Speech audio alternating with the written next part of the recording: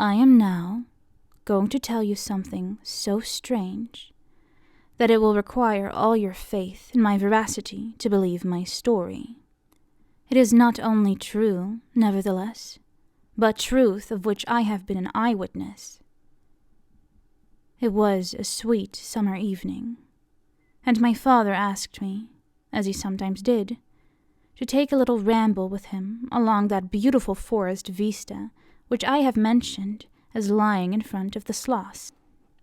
"General Spielsdorf cannot come to us so soon as I had hoped," said my father, as we pursued our walk. He was to have paid us a visit of some weeks, and we had expected his arrival next day.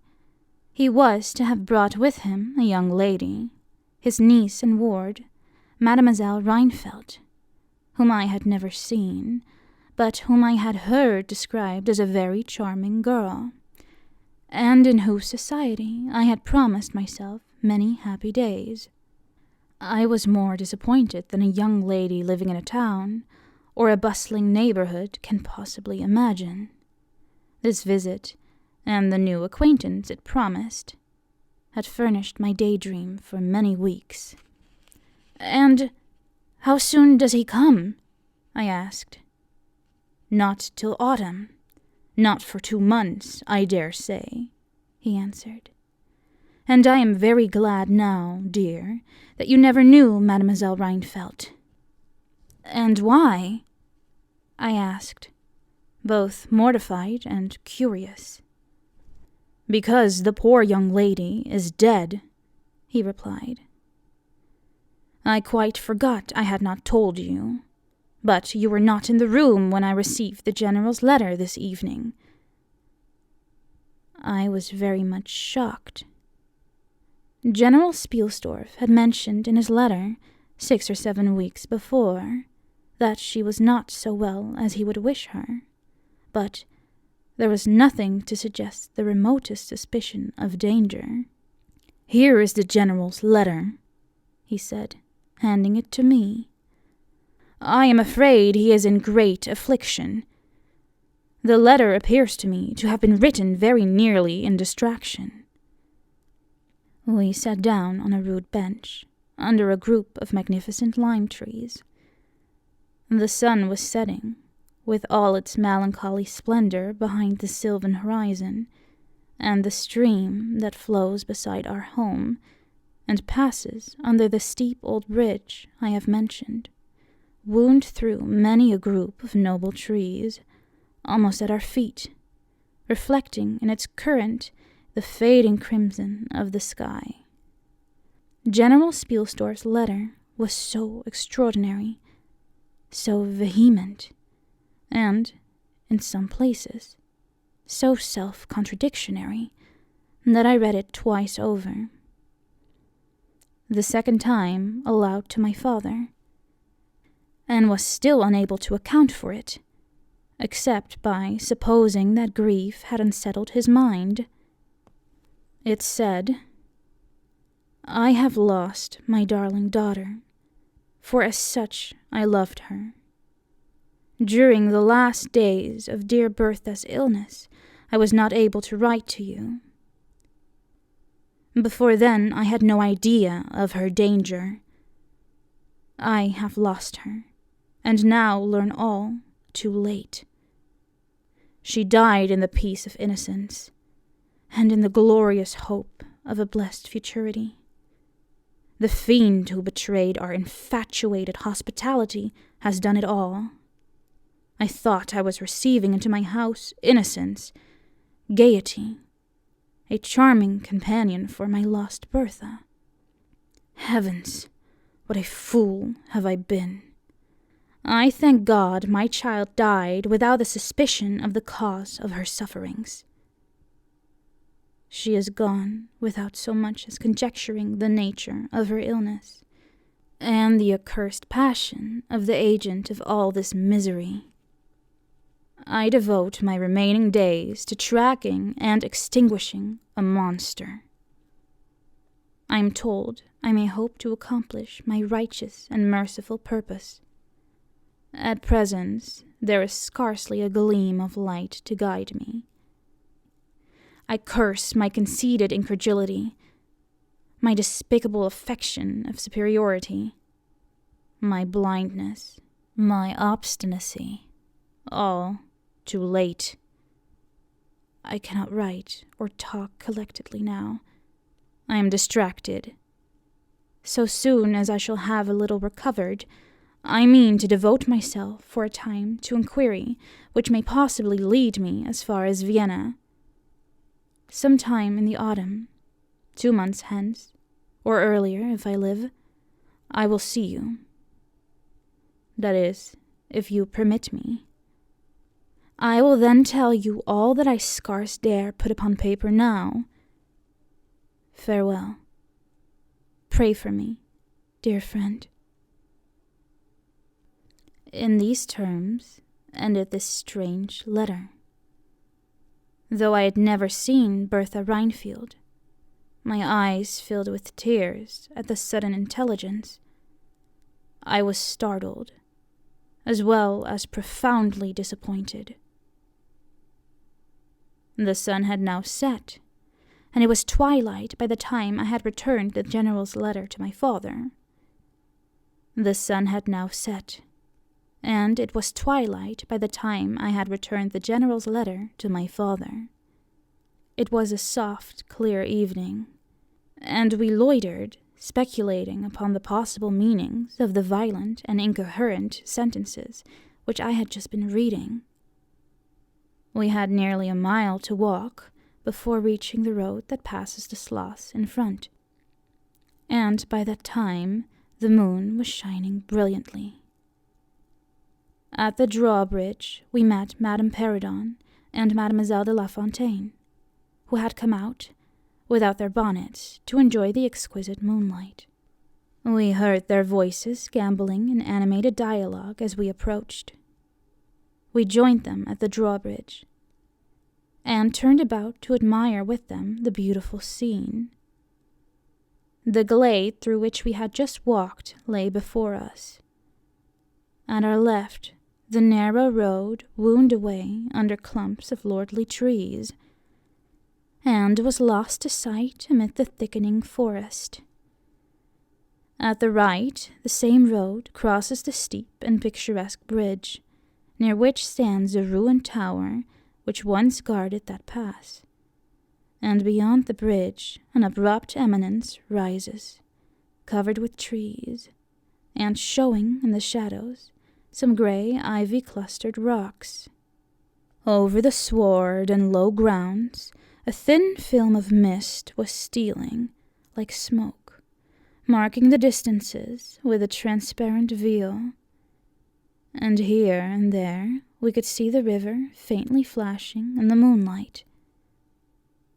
No softer, sweeter scene could be imagined. The news I had just heard made it melancholy, but nothing could disturb its character of profound serenity and the enchanted glory and vagueness of the prospect.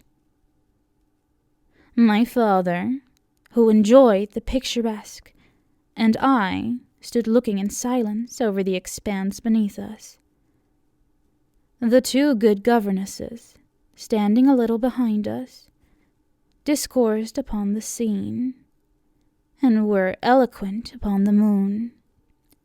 Madame Perrodon was fat, middle-aged, and romantic, and talked and sighed poetically. Mademoiselle de La Fontaine, in right of her father, who was a German, assumed to be psychological, metaphysical, and something of a mystic. She now declared that, when the moon shone with a light so intense, it was well known that it indicated a special spiritual activity. The effect of the full moon in such a state of brilliance was manifold. It acted on dreams. It acted on lunacy. It acted on nervous people. It had marvelous physical influences connected with life. Mademoiselle related that her cousin, who was mate of a merchant ship, having taken a nap on deck on such a night, lying on his back, with his face full in the light of the moon, had wakened after a dream of an old woman drawing him by the cheek, with his features horribly drawn to one side, and his countenance had never quite recovered its equilibrium. "The moon this night," she said, "is full of idyllic and magnetic influence. And see, when you look behind you at the front of the sluice, how all its windows flash and twinkle with that silvery splendor, as if unseen hands had lighted up the rooms to receive fairy guests. There are indolent states of the spirits in which, indisposed to talk ourselves, the talk of others is pleasant to our listless ears." And I gazed on, pleased with the tinkle of the lady's conversation. "I have got into one of my moping moods tonight," said my father after a silence, and quoting Shakespeare, whom, by way of keeping up our English, he used to read aloud. He said, "In truth, I know not why I am so sad.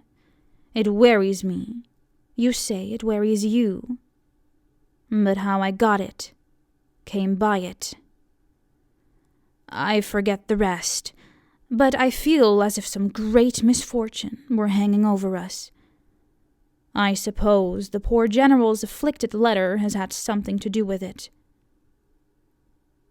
At this moment, the unwonted sound of carriage wheels and many hoofs upon the road arrested our attention. They seemed to be approaching from the high ground overlooking the bridge, and very soon the equipage emerged from that point. 2 horsemen first crossed the bridge.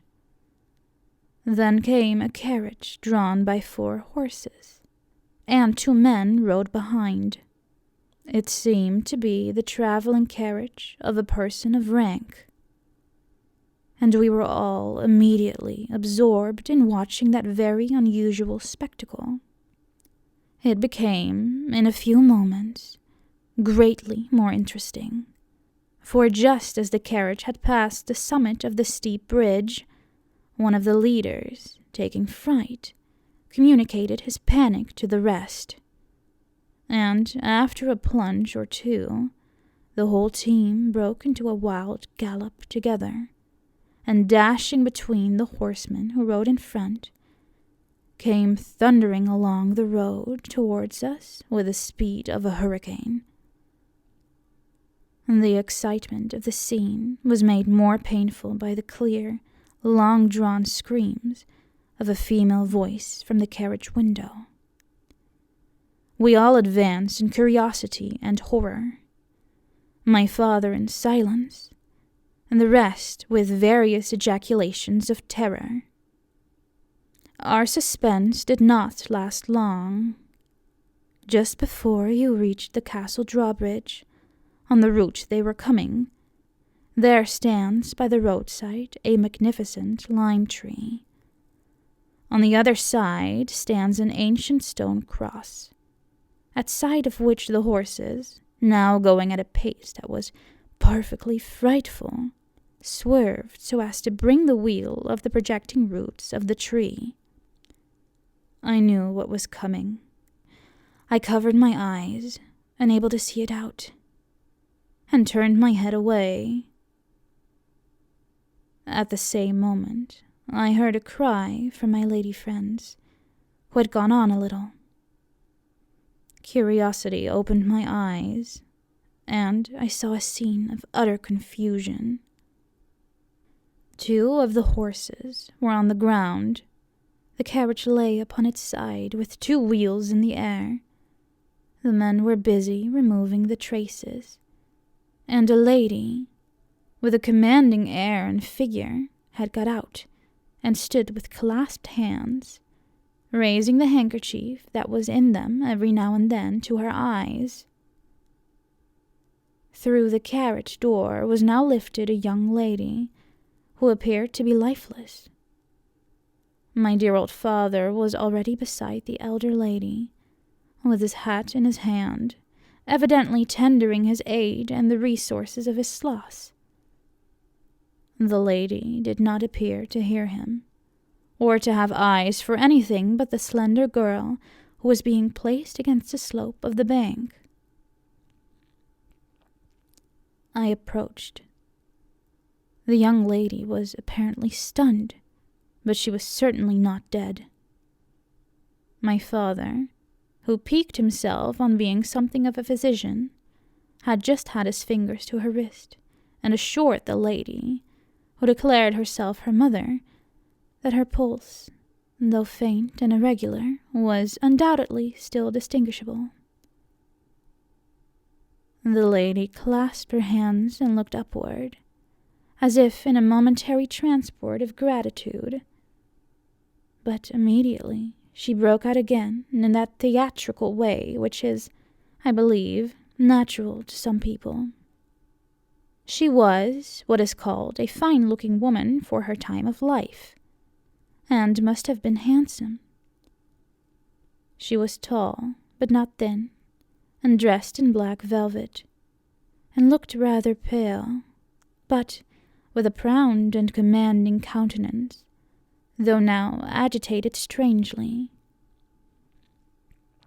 "Was ever being so born to calamity?" I heard her say, with clasped hands as I came up. "Here am I, on a journey of life and death, in prosecuting which to lose an hour is possibly to lose all. My child will not have recovered sufficiently to resume her route for who can say how long. I must leave her. I cannot, dare not delay. How far on, sir, can you tell, is the nearest village? I must leave her there, and shall not see my darling, or even hear of her until my return 3 months hence." I plucked my father by the coat, and whispered earnestly in his ear, "Oh, papa, pray ask her to let her stay with us. It would be so delightful. Do, pray." "If Madame will entrust her child to the care of my daughter, and of her good governante, Madame Perrodon, and permit her to remain as our guest under my charge until her return, it will confer a distinction and an obligation upon us, and we shall treat her with all the care and devotion which so sacred a trust deserves." "I cannot do that, sir. It would be to task your kindness and chivalry too cruelly," said the lady distractedly. "It would, on the contrary, be to confer on us a very great kindness at the moment when we most need it. My daughter has just been disappointed by a cruel misfortune, in a visit from which she had long anticipated a great deal of happiness. If you confide this young lady to our care, it will be her best consolation. The nearest village on your route is distant, and affords no such inn as you could think of placing your daughter at. You could not allow her to continue her journey for any considerable distance without danger. If, as you say, you cannot suspend your journey, you must part with her tonight, and nowhere could you do so with more honest assurances of care and tenderness than here." There was something in this lady's air and appearance so distinguished, and even imposing, and in her manner so engaging, as to impress one quite apart from the dignity of her equipage, with a conviction that she was a person of consequence. By this time, the carriage was replaced in its upright position, and the horses, quite tractable in the traces again. The lady threw on her daughter a glance which I fancied was not quite so affectionate as one might have anticipated from the beginning of the scene. Then she beckoned slightly to my father, and withdrew 2 or 3 steps with him out of hearing, and talked to him with a fixed and stern countenance, not at all like that with which she had hitherto spoken. I was filled with wonder that my father did not seem to perceive the change, and also unspeakably curious to learn what it could be that she was speaking, almost in his ear, with so much earnestness and rapidity. 2 or 3 minutes at most, I think, she remained thus employed. Then she turned, and a few steps brought her to where her daughter lay, supported by Madame Perrodon. She kneeled beside her for a moment, and whispered, as Madame supposed, a little benediction in her ear. Then, hastily kissing her, she stepped into her carriage. The door was closed. The footmen, in stately liveries, jumped up behind. The outriders spurred on. The Bastilians cracked their whips. The horses plunged and broke suddenly into a furious canter that threatened soon again to become a gallop, and the carriage whirled away, followed at the same rapid pace by the 2 horsemen in the rear.